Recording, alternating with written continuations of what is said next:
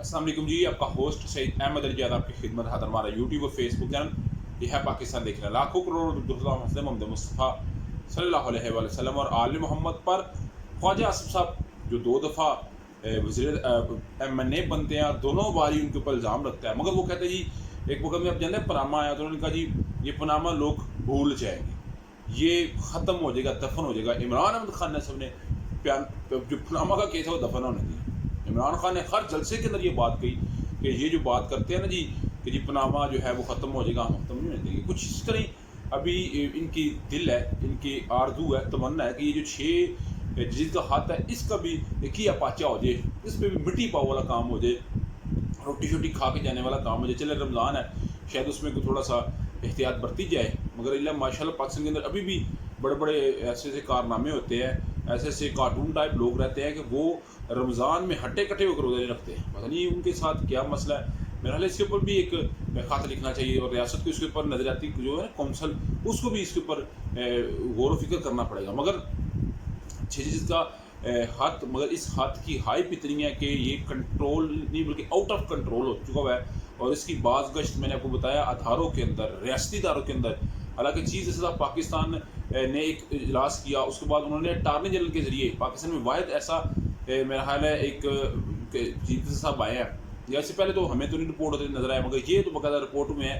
और हसनात मलिक साहब बड़े अच्छे 15 सालों से सहाफ़त कर रहे हैं। वो कहते हैं मैंने अपने 15 साल कैरियर में इतना हलचल नहीं देखी जितनी इस रियासती इदारों के अंदर अभी मैं महसूस कर रहा हूँ। और कोर्ट रिपोर्टर ने बड़े अच्छे ताल से रिपोर्ट करते हैं। उन्होंने कहा काजी फैसल ने अटारनी जनरल को ये बात की कि मैं वज़ीर आज़म पाकिस्तान से मिलना चाहता हूँ। हालांकि वज़ीर आज़म पाकिस्तान को जाना चाहिए क्योंकि सियासी लोग जाते हैं, ना कि रियासती अदारे आते हैं। देखिए रियासती इदारों का सियासी कोई तल्लुक नहीं होता, मगर सियासी लोगों का होता है। तो कल वज़ीर आज़म पाकिस्तान पहुंचे, उनके साथ आज़म नज़ीर तारड़ थे, अटारनी जनरल थे, आयशा मलिक थी, मंसूर अली शाह थे, और उसके अलावा काजी फैसल साहब मौजूद थे। उसमें जो है वो एक डिस्कशन हुई, 1 घंटा तकरीबन 1.5 घंटा हुई। उसके बाद एक प्रेस रिलीज जारी होती है जिसमें इंक्वायरी कमीशन का कहा जाता है और कहा कि किसी सूरत हम बर्दाश्त नहीं करेंगे जो जजेस की या अदलिया की आज़ादी है उस पर कोई कंप्रोमाइज़ नहीं होगा। चले बहुत बेहतर, अच्छा है, नहीं होना चाहिए, मगर इसके ऊपर पैरा भी देना पड़ेगा, इसके ऊपर जम के खड़ा भी होना पड़ेगा।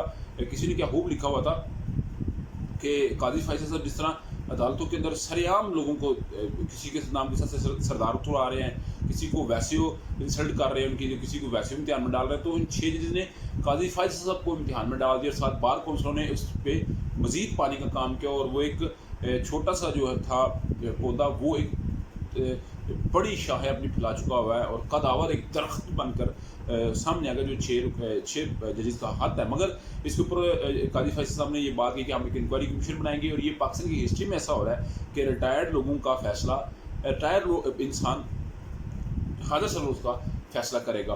तो हसनात मलिक साहब कहते हैं कि जी ये एक अजीब सा मामला है कि जिन्हें घर में सालन मिलता आप उनसे इनकी इंक्वायरी कर रहे हैं। उसके अलावा शरीफ मरवा साहब ने कहा कि पोतों और दोतों की झंड के ऊपर ना खतने होते हैं, उसके ऊपर भी रिटायर्ड जजेस को कोई नहीं बुलाता। तो इधर रिटायर्ड जजेस को इन्होंने लगा दिया कि वो इस कमीशन को बुलाएं। तो मगर तहरीक इंसाफ जी एक्टिव हुई। तहरीक इंसाफ ने बड़ी लंबी एक अपना कोर कमेटी की प्रेस रिलीज जारी की जिसमें उन्होंने इंक्वायरी कमीशन को मुस्तरद कर दिया। उन्होंने कहा जी ये हो ही नहीं सकता कि रिटायर्ड जज से अब ये बात करवाएं। उन्होंने कहा जी इस पर लार्जर बेंच बनना चाहिए। काजी फैसल साहब और वज़ीर आज़म की जो मीटिंग हुई है इस पर इजहार तशवीश किया गया है और ये बड़ा इस पर जो है वो बात गश्त भी हो रही है, डिस्कशन भी हो रही है कि एकदम से गुफ्तगू होना। इस पर तो लार्जर बेंच बन के 100 मोटो के केस चलना चाहिए था, इसको भी ओपन ट्रायल में आना चाहिए था कि वो जिसको बुलाया जाता उनसे पूछा जाता। देखिए वो सुलेमान अकरम राजा साहब ने कल ये बात ठीक कही ना दुनिया न्यूज़ के साथ। उन्होंने कहा कि मेरी बात सुने, दुनिया लोगों की ज़िंदगी और मौत का फैसला करने वाले, उनको इंसाफ देने वाले जो इंसाफ के तलबगार हैं उनको इंसाफ कौन देगा। मगर तहरीक इंसाफ ने जी ये मुतालबा किया तो देखना पड़ेगा इसके ऊपर क्या कोई सूरत बनेगी, मगर सूरत इनको बनानी पड़ेगी।